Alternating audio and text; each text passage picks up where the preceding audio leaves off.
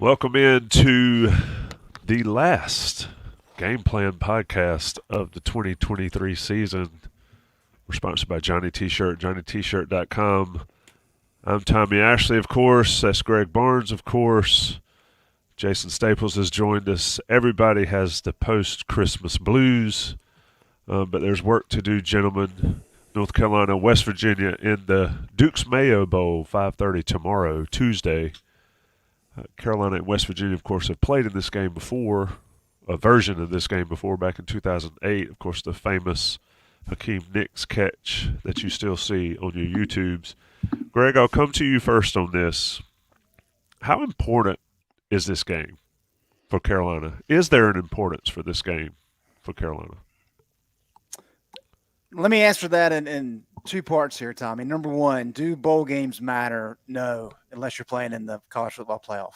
Just in general terms, especially given what college football is going through right now with the transfer portal, and just kind of the unique dynamic of what this has become in terms of everybody leaving at the end of the season. And teams have multiple players. I mean, how many players will FSU have out, Jason, in the Orange Bowl? They're at least 16 now.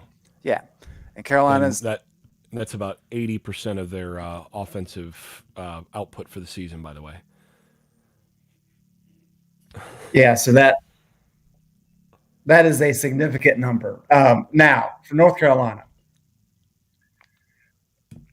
when you look at it through that lens, yeah, of course, it doesn't have that much significance. However, when we look at what has transpired for Mack Brown at the end of this season, at the end of the last three seasons, North Carolina 3 seasons ago lost 4 of their last 5 against FBS opponents. Lost their last 4 last year. This year, lost 4 of their last 5 to FBS opponents. There's a trend in place, and I think a lot of fans are kind of frustrated with it. And so this is an opportunity, I think, for Mack Brown to provide some optimism for the fan base heading into the offseason. Part of that is the fact that, hey, your best defensive player is gone. Drake May's gone. You're down 7 starters. You can pack up your bag and go home, or you can really approach this with a unique fire, get creative, which we can talk about in this podcast, and really give the fan base something to enjoy 2 days after Christmas, and let the fan base know that, hey, Drake may be gone, Said may be gone, but there are some talented pieces here that give us reason to have some optimism that next year is not going to be a drop off of a cliff. And because of that, I think this game is important, Tommy. I really think this is an opportunity for Mack Brown and Chip Lindsey and Gene Chizik to do some different things potentially, to showcase some young players, and to try to beat what is a pretty solid West Virginia team. Jason, to the point that we sort of mentioned before we got rolling here, it shouldn't be the Mayo. It should be in the Gator Bowl. I don't know if that really matters, but sort of speak to, obviously Florida State, your team there is, we see what they think about it, and they've got business decisions to make, and they've made it. Carolina's had some all across the country. To Greg's point, though, is this an opportunity for Mack Brown to give the fan base some hope here? Because right now, if you base it off what you see, there's not a lot going into it. Where do you stand in that regard as far as the importance of this game for Mack Brown? Well, before we go any further, I do also want to remember Joey Powell's cousin Al 35 years ago, 2 days ago, and the act of heroism and all of that he displayed at the Nakatomi Plaza. And also I think we should before we do anything else, have our Drake May portion of the show. So hold on, here we are. We're all going to miss him. All right, so yeah, to answer your question,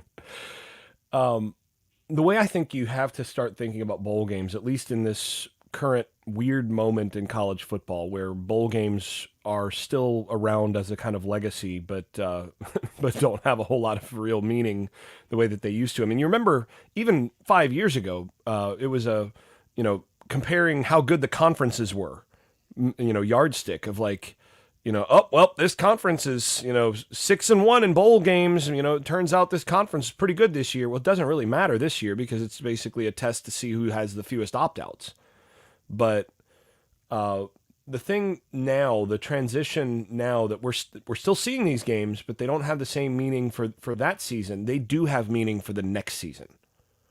And like Greg said, it's about displaying some hope. And I think what you're basically able to do, first of all, the biggest value of the bowl game has already happened, and that's the practices. You had an opportunity now to have 15 practices where you are getting it's essentially like getting a second spring, right? Spring practice is where you get to really work on the younger guys in your program, to work on development, to work on fundamentals, technique, making sure that younger guys understand the installations, they understand what they're supposed to be doing. All of that happens in bowl prep. That bowl prep matters a lot. So that part is really important because you get those extra practices, and a lot of young guys are getting a lot of reps. The second thing is you're getting an opportunity for guys who maybe haven't been major contributors this season, but are going to be important guys next season. You get a chance to see what those guys look like. And so, there are guys who are not sitting out this game. I mean, Ed Montelis, William Barnes, Spencer Rowland, those guys are all playing in their last college game. You get, the secondary, Armani Chapman. I can't remember, does Stick have another year even though he's a grad? Yeah, so Stick has another year, but Armani Chapman, Don Chapman, Geo Biggers, those are all guys who are, they're done after this year, right? So, you look at Miles Murphy playing in his last game. Kevin Hester, I think, could apply for another year, but I think this is his last game. So, Des Evans, again, could apply, but probably not, So those guys are all playing, but the place where it really starts to matter is a guy like Amari Campbell starting in place of Cedric Gray, a guy like Deems May at tight end. I mean, 3 tight ends are out that were your three tight ends during the season. You got 3 freshmen at tight end that you get to see. Okay, well, what's it going to look like? Willie Lampkin is going to be the starting center next year. You're going to get to see, okay, what's that going to look like next year? This is an opportunity for, at the quarterback position, Connor Harrell to say, okay, this is what I have. This is what I look like. And whether he's going to compete for the job next year anyway. I mean, I think we all expect Max Johnson to be the guy. But, what does Connor Harrell look like in an actual game? None of us really know. Right? So, and the coaching staff doesn't really know. So, at a certain point, that's what this game is about. It's about the future. And you kind of have to think of it as kind of a quasi-spring game against another team, or like an exhibition game in NFL preseason where, a bunch of guys are trying to make a roster, where a bunch of guys are trying to demonstrate that they should be in the depth chart for next year. That's what this game is about, and that's where it has the most meaning. Greg, to that point, it was funny listening to Jason. He sort of went where I was going with my next question is, we talk about those bowl practices and how important they are for younger guys to get reps in practice, but now they get the reps in the games as well because of the opt-outs and injuries or whatever. How big a game is this for Connor Harrell? We've talked about this before on the beat. Connor Harrell is sort of, I feel like, sort of the forgotten guy with the portal, Max Johnson coming in and all that. But to Jason's point, he gets a full game to play against a team that, a Big 12 team that is, it's not Campbell, and I don't know how great West Virginia's defense is, but still, it's basically, again, to Jason's point, an audition for him for next season and for his future And that's why these games are gigantically important. Even if the fans don't care, the players care. The ones that are actually playing care. Just sort of speak to that, Greg. Well, and by the way, that's like the NFL preseason, right? Yep, Those games 100%. don't really matter except to every guy trying to make a roster, Yeah. right? Those things are life and death. Those things are absolutely, I mean, it's about feeding your family. Those are life and death games for those guys, even though they don't really matter in the grand scheme of things. And that's why I think the fan base and fans in general need not to poo-poo them too much. I get it. Nobody wants to go to Charlotte again to see a Mayo Bowl. But, Greg, it is as important as it gets for a college athlete, a college football player, these games here. Yeah, for sure. And with the college football landscape changing next year as we expand to the 12-team CFP, that adds even more importance to these games because Carolina, if you're talking about 12-game CFP race, well, now the close of the season really matters, right? If you finish 10-2 instead of 8-4, you're probably going to in the be mix. left out because no, you're not in the mix because you're in the ACC.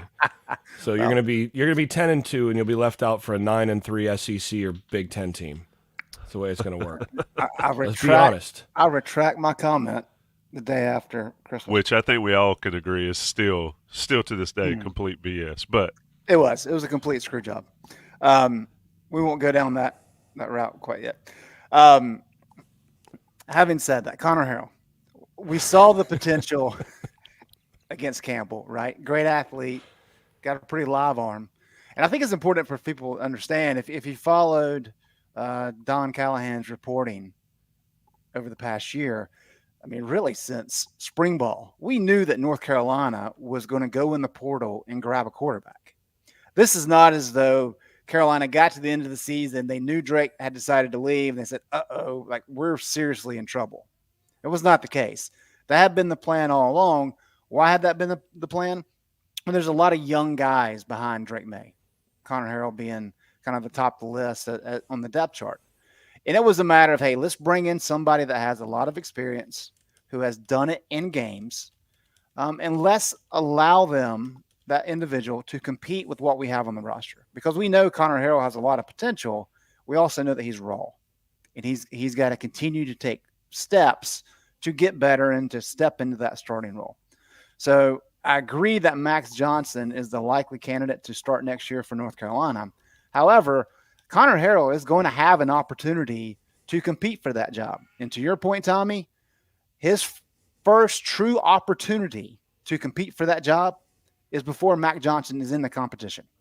And that's in the bowl game tomorrow. And I do think it's important. And the key thing here for Connor Harrell is, what does Chip Lindsey do to set him up for success?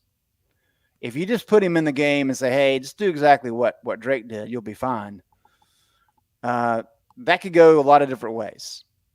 But you have to kind of tailor your package, and you maybe take some things out to make it a lot easier for him to allow him to have some success.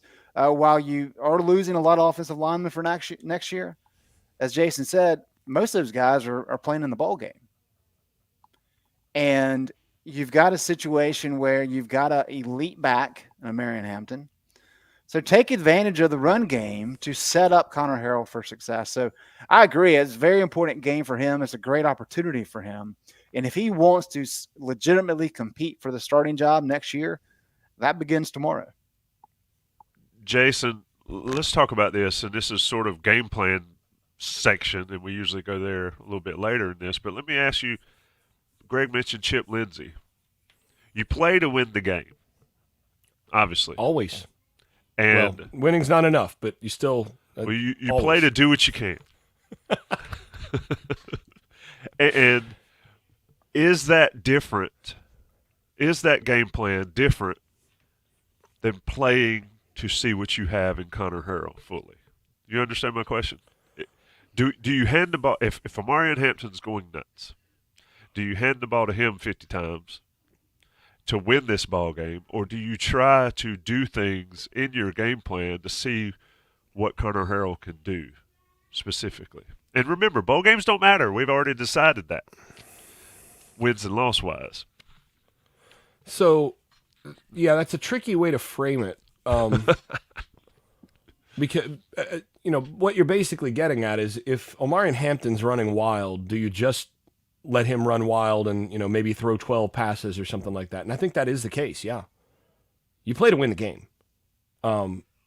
He's not out there, even though this is an exhibition game, he's not out there to go out there and lose. He's out there, his paycheck is to go out there and do the best thing he can to help that team win. That said, the way that he's still going to run his offense, the way that he's going to set this up, you're still not going to be able to just turn around. I mean, this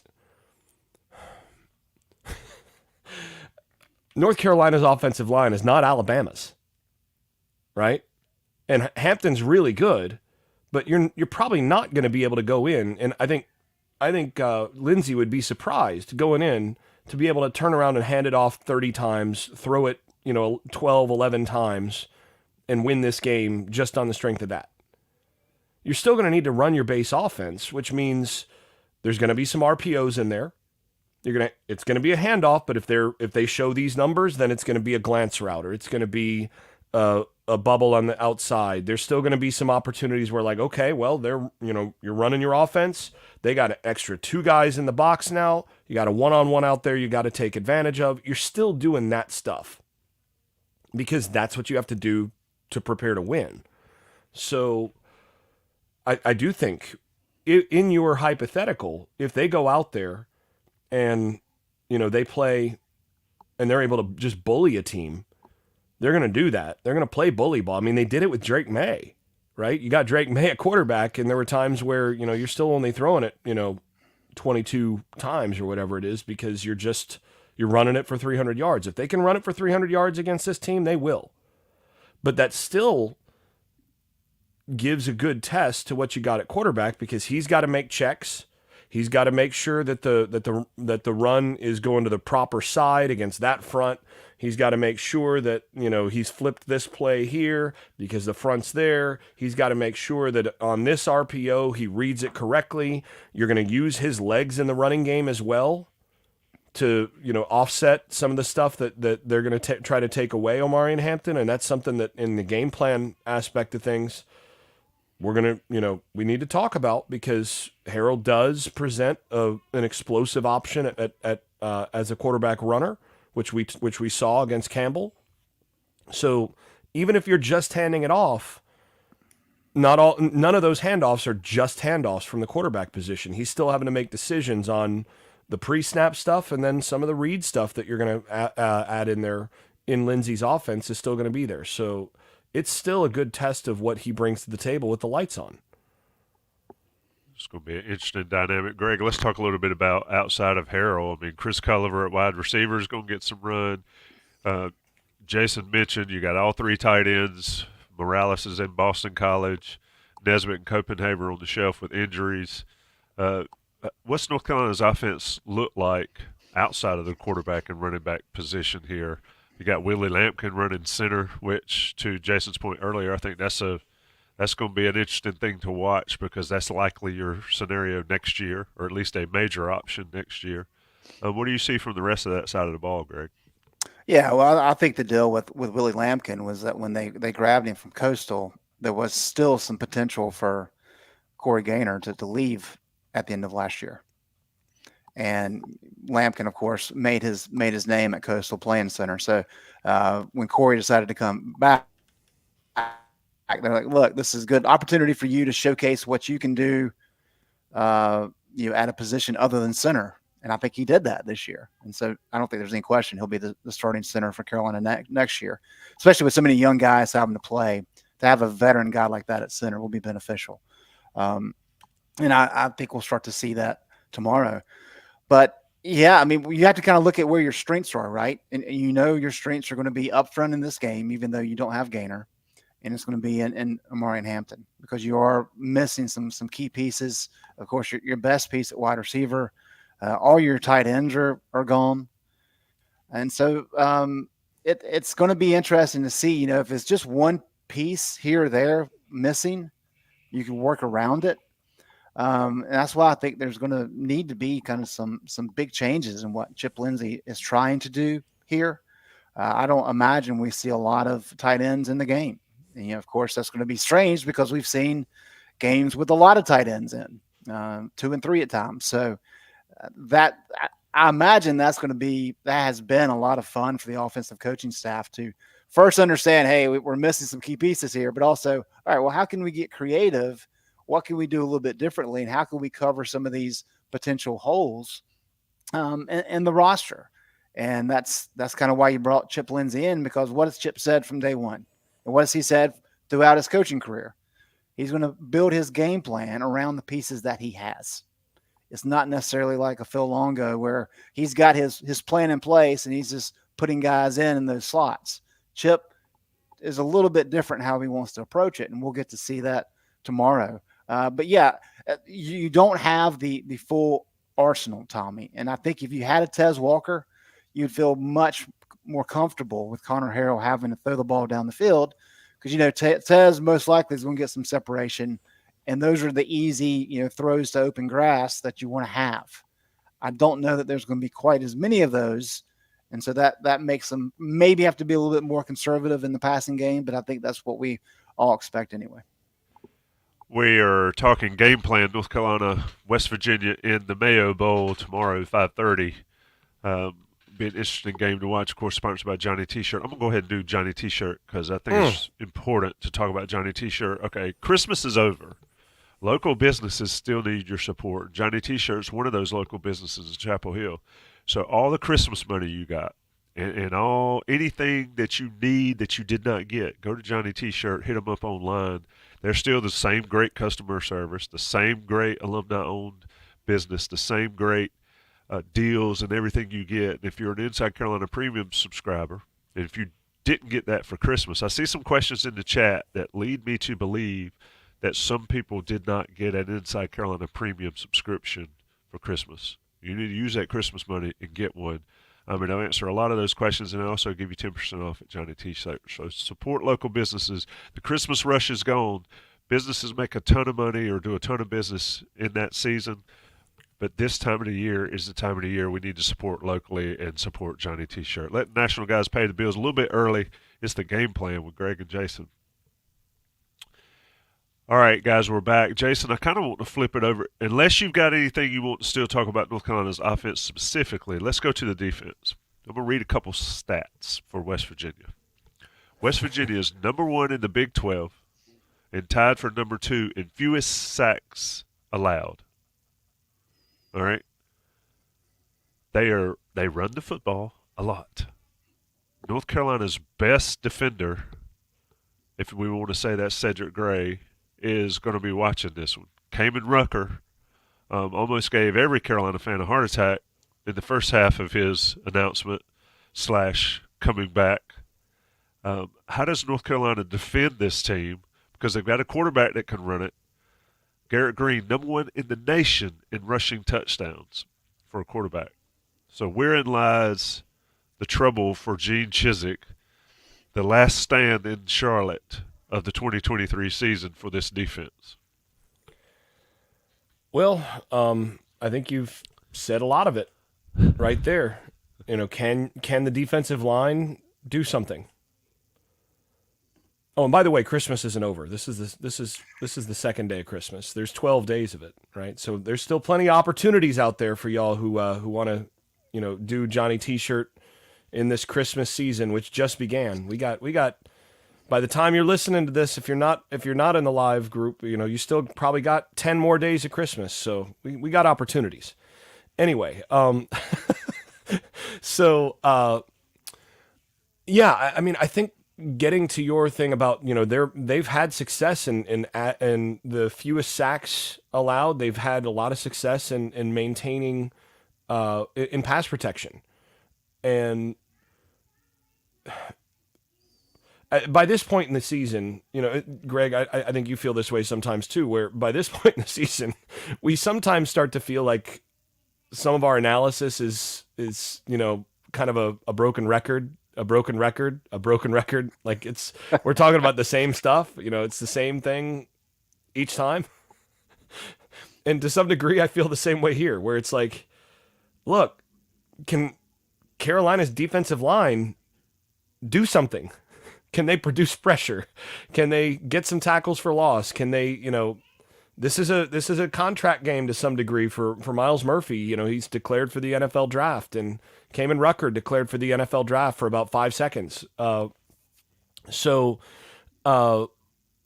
these are guys who are trying to demonstrate that they belong at the next level. They're trying to demonstrate that they actually can play hard, play in, play out, and for Murphy, that he can make consistent plays in the backfield, demonstrate that when he's healthy he can do a lot. Well, that's going to be really important in this game. I think if you actually compare the defensive numbers, West Virginia and North Carolina look an awful lot alike. West Virginia gave up a few more big plays on the back end, but up front they look very similar. Neither team could get in the backfield that much. Neither team really did a whole lot in terms of pressure. But offensively, when you flip that around, what that means is for North Carolina, it's going to be about running the football against a defense that gave up a decent amount of rushing success. And for West Virginia, it's going to be setting it up for them to be able to throw the football and protect their quarterback and put themselves in position to take advantage of some stuff on Carolina's back end. It's defensive line for North Carolina, probably as much as anything, is going to determine who wins this game. And it's because West Virginia's had success up front, and it's because Carolina's not had a bunch of success on their defensive line. So to me, it's that. And Tommy, there's a lot to get into here about West Virginia's approach, but I think it's important to kind of build on what Jason just said, is to look at what transpired for North Carolina defensively really over the second half of the year. If you look at let's see here, the first 6 games of the year, South Carolina had 31 carries. Minnesota had 31 carries. Pittsburgh, 28. Syracuse, 28. Miami, 27. Okay, those are very normal, pretty good rushing totals in terms of total attempts. The one game that kind of stood out that gave some of us pause early in the year was App State. And App State rushed 44 times for 219 yards, about 5 yards per carry. They had success running the ball. Now, part of that, of course, was their intent was to try to limit what Drake May could do in the passing game. It didn't work. That was Amarian Hampton's breakout party. But if we look at the second half of the season, when teams figured out that, hey, you know what? If we can run the ball successfully, you extend drives, therefore keeping Drake May off the field a little bit. Look what happened starting with the Virginia game. Virginia had 54 attempts. Georgia Tech, 48. Campbell was Campbell. They still had 42. Duke had 43. Clemson had 55. And NC State had 43. So North Carolina defended 474 carries this season. That is second most in the Power Five. When we're looking at teams that played 12 games. And Pittsburgh was the only team below North Carolina in the Power Five in that standing. So what does West Virginia like to do, and why is that important? Kind of to your point, 64% of West Virginia's plays are runs. And I know a lot of people made a big deal about C.J. Donaldson being out with injury. He had surgery. He was the top rusher. Yeah, he was the top rusher, but he was not the top rusher the second half of the season. That was Jaheim White, who had 522 rushing yards his last 4 games. So when Donaldson left with injury, they replaced him with a young guy who was probably even better. And then you mentioned Garrett Green. Both White and Green had more than 700 rushing yards. So while they do lose a key cog in Donaldson, he was not by far their only rushing option. And we can talk about Jason's favorite topic, time of possession, and just kind of get back what I just mentioned in terms of teams learning that they had success running the ball against this Carolina defense and staying on the field and therefore keeping Drake May off. West Virginia is 6th nationally in time of possession, 33-18. Carolina, of course, is 117th, 2806, which I believe is the worst of the Mack Brown 2.0 era. So West Virginia's game plan, despite not having Donaldson, despite not having their All-America center, Zach Frazier, is going to be to run the ball and run the ball and run the ball and run the ball and be efficient doing that, score some points, keep their defense off the field. And then what happens when you run the ball and have success? You force the other team probably to play from behind, and that's what they want. They want Connor Harrell to have to play from behind against granted, West Virginia's got a so-so defense. But that's kind of the approach for what Neil Brown wants to do. Jason, this sounds an awful lot like Georgia Tech, and an awful lot, Paul Johnson, Georgia Tech, and an awful lot like, dare I say, Baylor. Mountaineers pass yards completions. Anybody know what it is? 14, they're pretty solid, though. I mean, they're 14, not terrible. 14.73 yards per pass completion. That is Georgia Tech. Triple option, throw over the top when they get you coming up in the box. So, Jason, Amari Campbell, we talked about him. How important is he in a game like this? How important is a safety to get down in the box and make some tackles?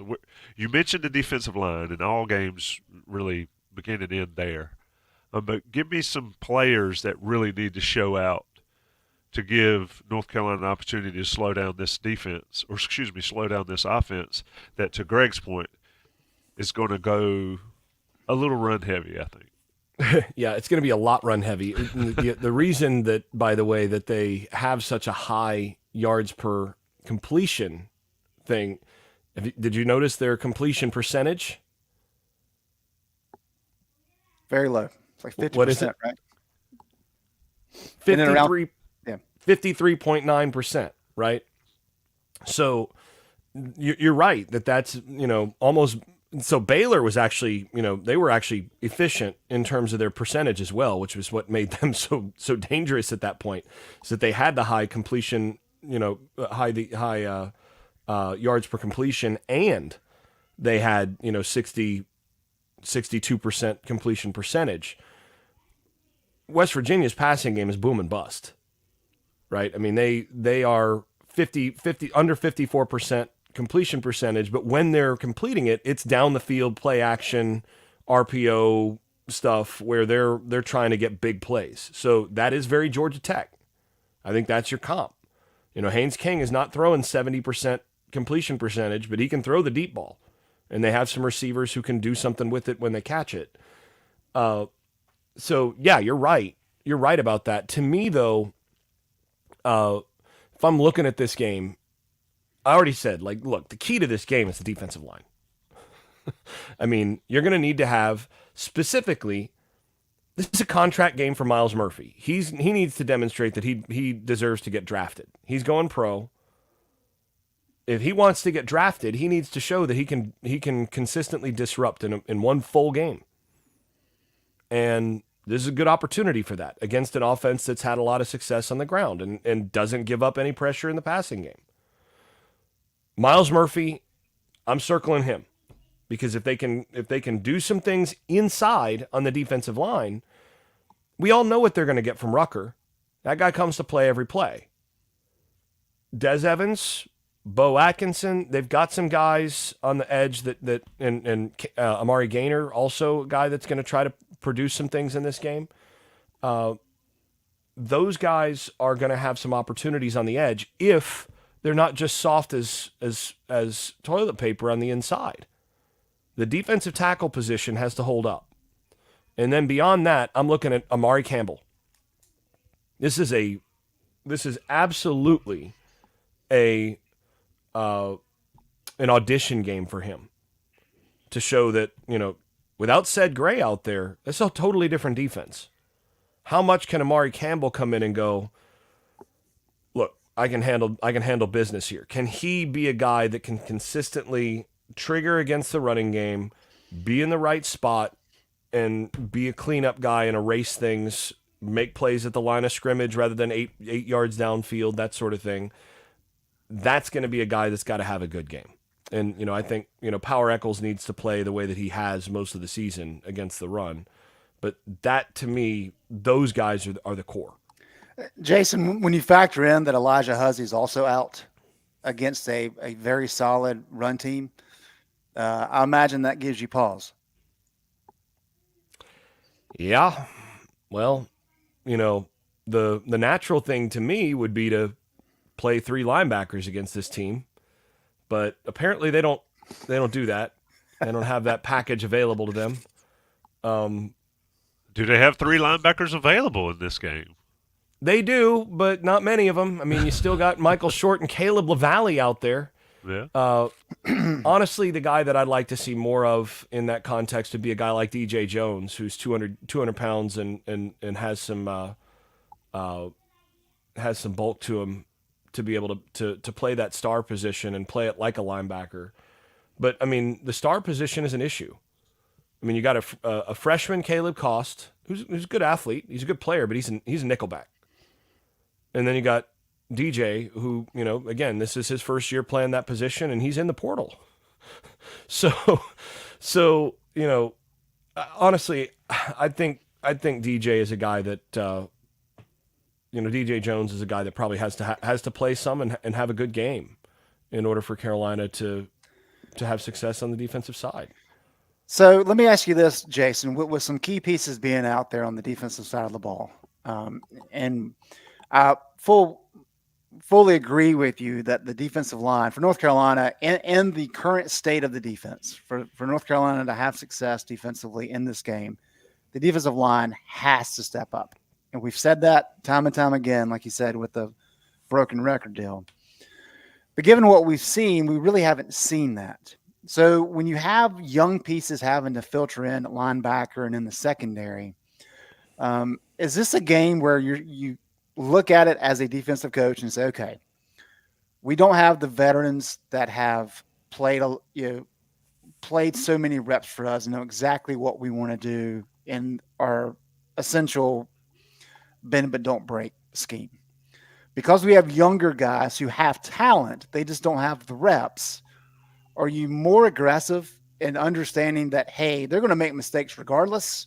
Let's go ahead and be a little bit more aggressive, try to get off the field by shooting some of these gaps and trying to get some TFLs?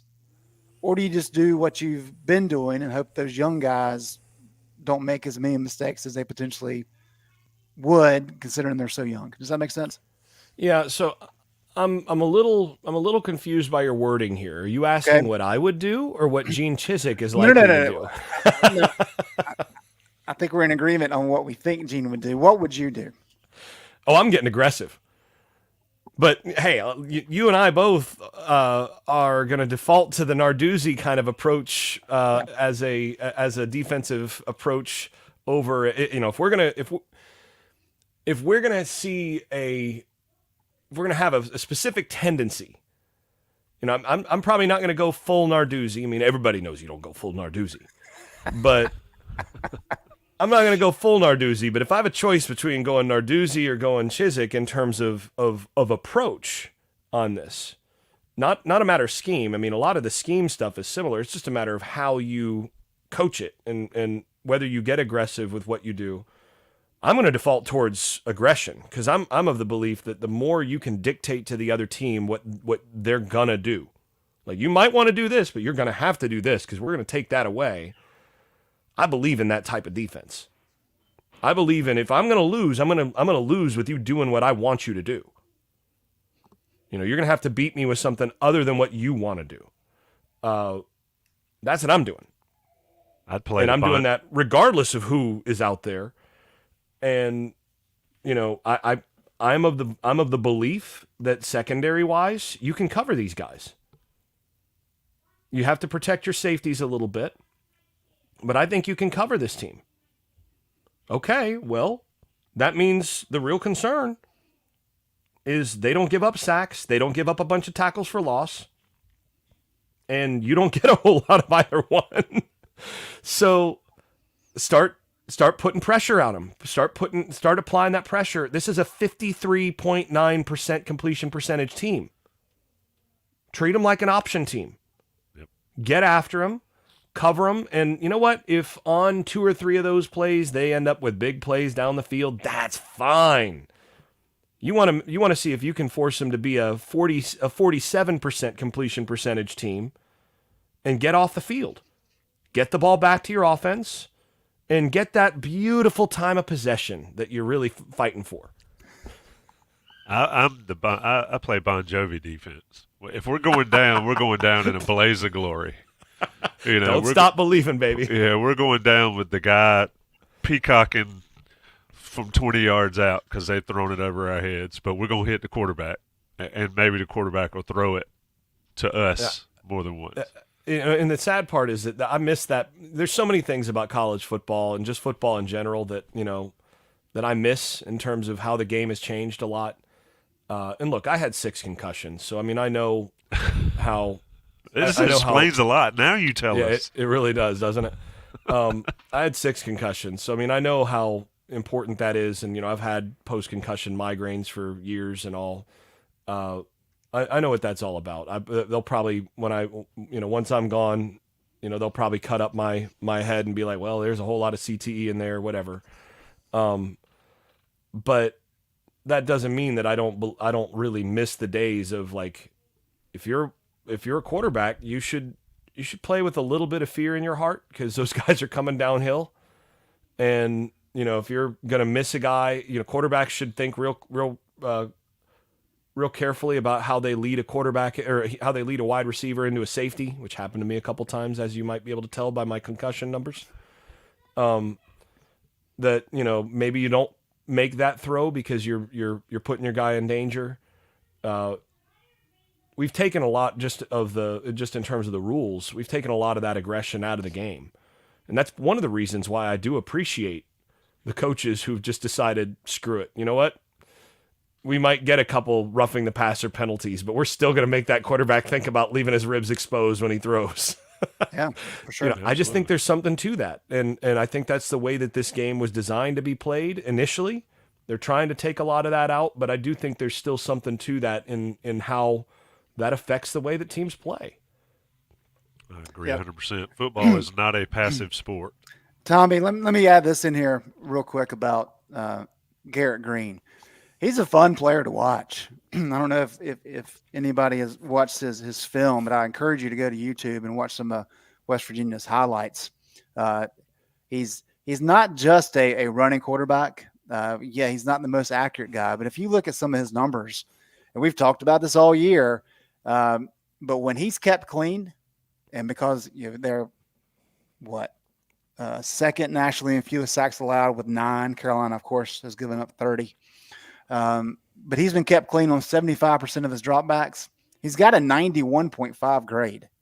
He's completed 58% of his passes for 1,846 yards, 9 yards per attempt, which is pretty solid, 11 touchdowns, 3 interceptions, 25 credited with 25 big-time throws, which is really good, really good.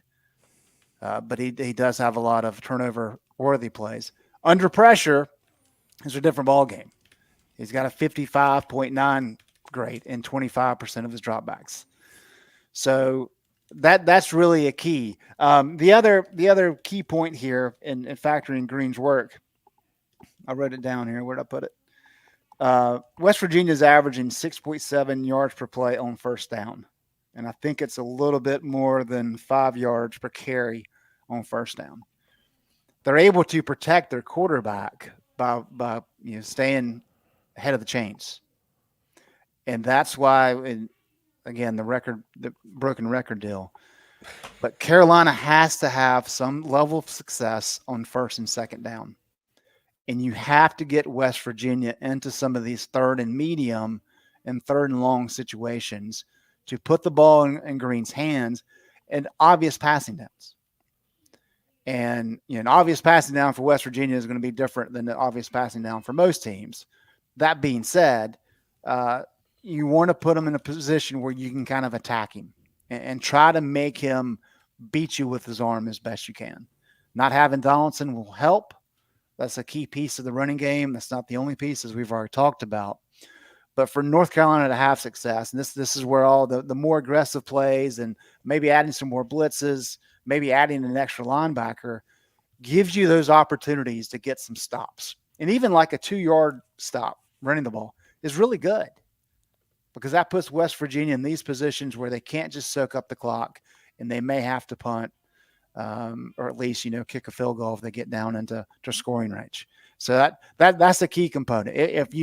If West Virginia is able to run the ball efficiently and throw when they want to throw, that's going to make a really long day for what Gene Chizik wants to do.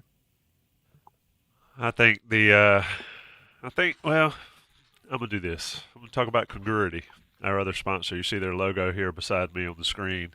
They are very friendly to small and mid-sized businesses. So if you are watching this and you have a small and mid-sized business, go to congruityhr.com/Tar Heels, fill out the form, get you a free assessment on what they can do for your business going into 2024. Darren and Matt, those guys, great customer service. They empower your small business. They handle all HR and payroll outsourcing. They handle that so you can handle growing your business with great customer service, technology. They've transformed their business from a North Carolina-based business to a national brand. They can do the same for your small business. So check them out, congruityhr.com/Tar Heels. Fill out the form, get your free assessment, because if you're an inside Carolina person, they care. They're going to give you that free assessment. If you don't like it, you lose nothing other than the moment and the opportunity to win big with Congruity. Let's talk about predictions, guys. Here's mine. I'll go ahead and get mine out of the way first. Can I interrupt, Tommy? Wow. I like get on a roll, and I'm speaking to the crowd, and I've got the crowd in my palm, and Greg jumps in. I'm sorry. No, I'm it sorry. doesn't matter. I think it does matter. It does matter. It's the day after. It's the day after Christmas. We're in the Christmas season, as Jason informed us. Let's celebrate. Let's get creative. Let's think outside the box. All right. We've already mentioned the Baylor game. We've mentioned what West Virginia wants to do offensively. I've got a suggestion for Chip Lindsey. It's probably a little late for him to implement it into the game plan, but I want to get Jason's take on this. And we talked a little bit about this during the signing day show last week, Tommy, but I want to bring it up here because I find it interesting. Other people may not. If you go back to 2015, when Carolina played Baylor in the Russell Athletic Bowl, and a game that the Bears are still running, the offensive line coach on that team was Randy Clements. Okay. What happened to Baylor? Why did Baylor run the ball so much in that game? A couple of reasons. Number one, their top 2 quarterbacks were out. Jarrett Stidham had gotten injured. He was already going pro, I guess, at that point in time. Or at least, I guess did he go to Auburn after that? It doesn't matter. Yeah, he did. Okay, it doesn't matter. So the top 2 quarterbacks were out. Yeah. Their Blitnikoff winner at wide receiver opted out. Their top running back was out. And so Art Briles says, okay, a lot of these key pieces for us and what we want to do are gone. Who does that sound like? And so he said, you know what? We got a couple weeks here. Let's get creative. Where's our strength? Our offensive line. Okay? And they had a very athletic guy, wide receiver, who had played, or that they moved to quarterback late in the year. And we saw what happened. They rushed for 500 and some rushing yards, and that ended up being a bowl record that stands today. They got creative and mixed things up offensively and had a ton of success with it. There was a lot of risk involved in taking that approach, but it worked. So when you look at this North Carolina team, yes, you've lost Corey Gaynor, right? But you do slide Willie Lampkin over to center, and you've got some veteran pieces along the offensive line. As Jason said earlier, yeah, it's not the Alabama or Georgia offensive line, but it's still solid and still solid enough for Omarion Hampton to be top 5 in rushing yards nationally. Could be it could be Alabama's offensive line against Auburn. Sure, yeah. You've got pieces there, and you add in a running quarterback threat, who we saw what Connor Harrell could do against Campbell. He's got burst. I think you could get really creative and run some more option type plays beyond just your basic, zone read stuff, and really try to create a new dynamic in the run game that West Virginia has never seen before, that we've never seen before, and throw the Mountaineers kind of off their game a little bit. I think it would be a fascinating kind of perspective into what Chip Lindsey can do, what he potentially will do in the future. And I think that's the kind of thing that the fan base could see and say, wow, they actually care. They're actually getting creative, and it may not work, but it's different and it's progressive and all those kind of things. And I think that would be a win-win in a lot of directions. And you look at what West Virginia did, what we just kind of laid out. They want to run the ball, and set the quarterback up for passing success. That would be a great plan for what North Carolina wants to do with Connor Harrell. Jason, you want to shred that game plan any? No, I mean, I to me, that's sort of just developing the kind of thing I was suggesting earlier, which is you've got a lot of opportunities for an athletic quarterback to, RPO it, to zone read, inverted veer, all sorts of things. I mean, these things are in the play in the playbook, and you have an opportunity to they're going to be keying on Omari and Hampton. You've got some opportunities to really run the quarterback a lot, and I think that's the right approach in this game with the quarterback that you have out there. I think you can do that while still using your athleticism on the outside as well. I mean, the difference is that Harrell is still a real quarterback, right? You can run all that same stuff and still have some of the downfield options and all of that with some of the guys that you've got at wide receiver, and be able to do that. So, to me, that's exactly what I'd be doing. Is I'd come into this, run heavy, use the quarterback's legs a bunch, and then try to get some big plays down the field with your wide receivers. Because even without Tez, you still got some guys that can play out there and can run. So, and the more you can get those safeties coming down against the full 11-man running game, the more you're going to get opportunities for one-on-ones with those guys to give Harrell easy throws that could potentially, run a long way. So, I think you get, a couple drives in with that approach, and it might be a welcome to the party, pal kind of moment for you, right? I mean, that's what you're looking for. And yes, by the way, Sean Crowley, it is Boxing Day, also known as the second day of Christmastide, also known as St. Stephen's Day. So just, you're familiar with good King Wenceslas. He went down on the Feast of Stephen, right? That's today. Second day of Christmas, y'all. Enjoy that Johnny T-shirt, that major Johnny T-shirt swag. You got to go back and get some more for the other days of Christmas here. Spoken like a man that has young children, keeping the Christmas alive in his house.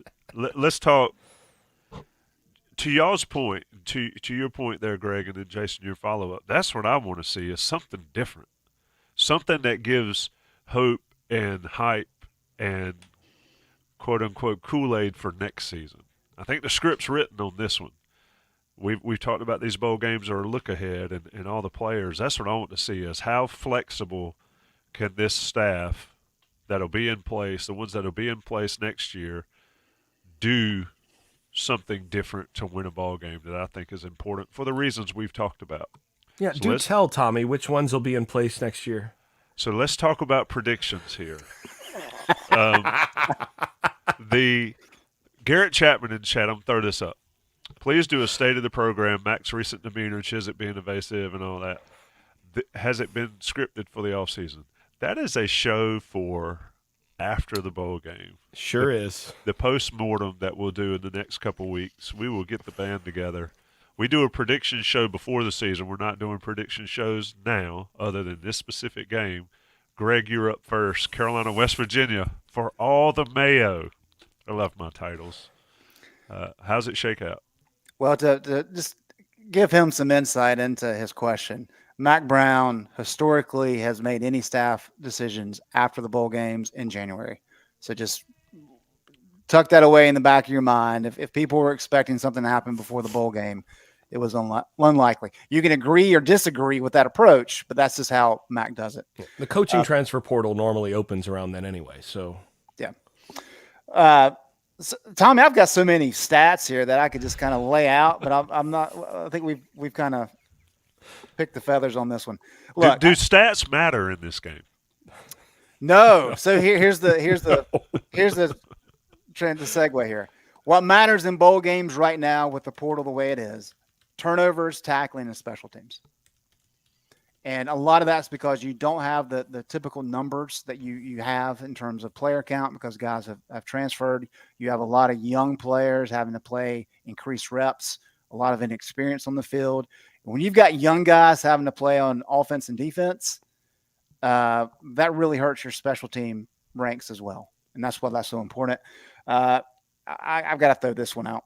Opponent kickoff return average. North Carolina ranks 128th nationally out of 131 teams. West Virginia is 129th out of 133 teams. West Virginia is 129th. So if there's ever a game where special teams could have a significant impact, this could be it. But that turnovers and tackling, given the break since the end of the regular season, I think will have significant impacts in this game. I think those will be the stats that matter come 8:15 tomorrow evening. That being said, when you look at kind of the strengths of these teams as they currently stand, I just have a difficult time picking North Carolina to win this one. I think Carolina certainly can, but I just think Carolina clearly had a chance and probably would be my pick if Drake May was playing. He is not.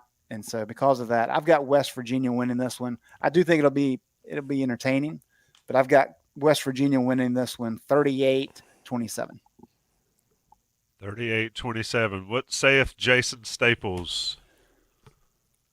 I'm just bitter you went to Greg first on this because I mean, you're going to copy him either way. Y'all been trading notes. I can just basically say, well, what he said.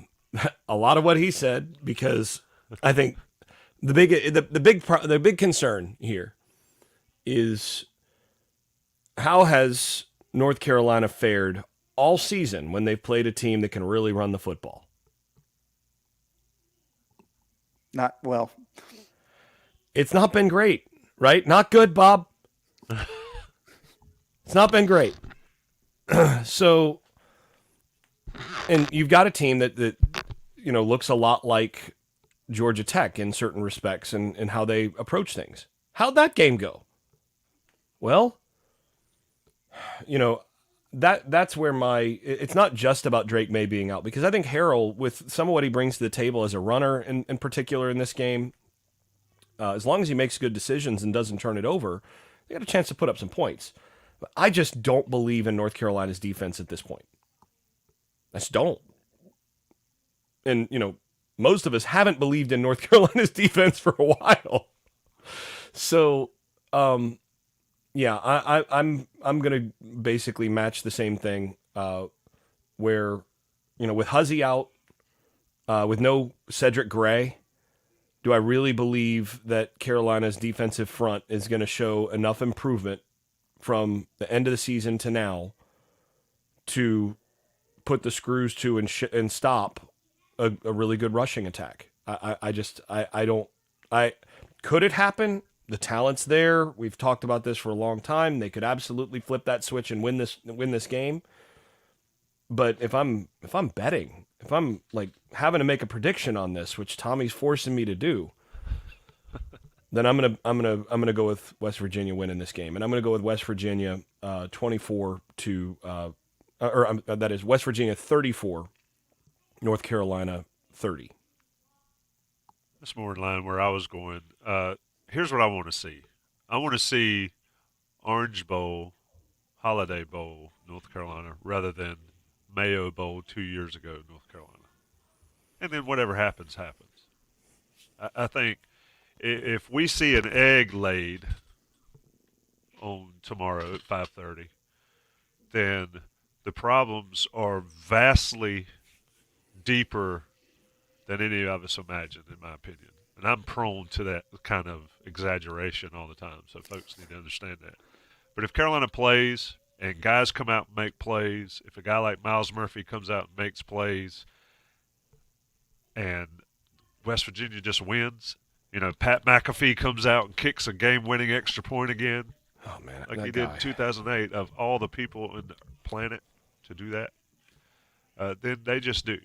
But North Carolina needs to show up to show that this program's not on life support going into 2024.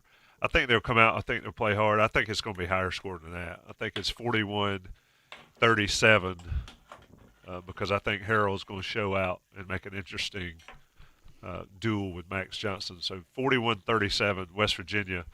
But Carolina has a chance late if they play like I expect them to play. Orange Bowl, Holiday Bowl version, and not Mayo Bowl 2 years ago. Anything left, boys? It's been a fun show. It's our last game plan until, I guess, Labor Day next year. Well, now we get the postmortem next week, so that'll be a blast. Yep. Postmortem will be a blast. And we get to monitor the portal for the next few weeks, months. The portal for grown-ups, the portal for players, cross-rivalry transfers. Tommy, I think we need to do a viewing party for the Florida State game and just allow Jason to vent his frustrations for 3.5 hours. You talk about a team that now with their backup deciding to portalize and not play in the Orange Bowl, they're now down to their third string quarterback. So I mean, I think you're going to see a Baylor type game plan in this game. They've actually got a wide receiver who was recruited by Louisville right before all the changes happened at Louisville to be a kind of Jackson clone, and he didn't turn into that, but he's that kind of athlete. You got to start thinking like, okay, they got 4 days left to prepare. How much do you just say, Deuce, run around and throw the ball? Because they don't have a whole lot left on that roster right now. So if they can go over 200 yards against that Georgia defense, they'll have to really go deep into the bag for that. I think this is bowl season in the transfer portal and the opt-out era. I think really shows how good of coaches you have. That might be a weird way of putting it, but how good can a coach adapt and get his guys to execute the adaptation of the game plan in short order? I think it's interesting to watch. We can do that with Greg and Jason and watch Florida State. I'm down for it. It should be fun. You're going to get some fire in that if you did it. My gosh. And Silver Freak says y'all need to stop hating on Harrell. I think I just said nobody hated on Harrell. Harrell is going to play well and ball out. I think he's a good player. The only question with Harrell to date, there have been two major questions. One is he's turned the ball over some in practice, where you'd like to see him make the right decision enough that there's no turnovers. But that hasn't emerged in games so far, so that's good. And then the second thing is he's not thrown the deep ball especially well. Certain bucket throws, your fade type stuff. He's more thrown it out there rather than throwing it to spots. Yep. Otherwise, the guy's been pretty good. Nobody's hating on Harrell. He's just he's a redshirt freshman who's not played a lot, and you can't really expect a ton from because he's still a guy that's developing. And he didn't get developed his first year on campus. He basically just got sent over to the scout team and didn't get any reps. So, he's a guy that's green, but he's a talented player, and there's a lot to like about what he brings to the table. It's just the guy's not Drake May at this stage of his career. And, odds are he's not going to be Drake May because there aren't very many of those guys. Yep. But that's not saying he can't be a really good college quarterback, and he may be even more. Nobody's hating on Harrell here. Yep. And anybody that says I'm hating on the backup quarterback has not watched these podcasts over the last 20 years. It has been fun, guys. Appreciate everybody joining. Shout out to the 150, 180 plus folks that have joined us on a Tuesday morning on the second day of Christmas. North Carolina tomorrow, 5:30. We'll be back with the day after. Jason, Buck, and myself, I guess, on Thursday morning at 9 a.m. We will see how it goes. It has been a fun ride with the game The plan. hate has been on the defense. That's where the hate's Yes, been. there is a level of hate on the defense for certain folks. At any rate, it's been fun. Shout out to Johnny T-Shirt and Congruity. Shout out to Greg and Jason for always being there. And shout out for the Inside Carolina subscribers. Always being there. Until the next time, we'll see you.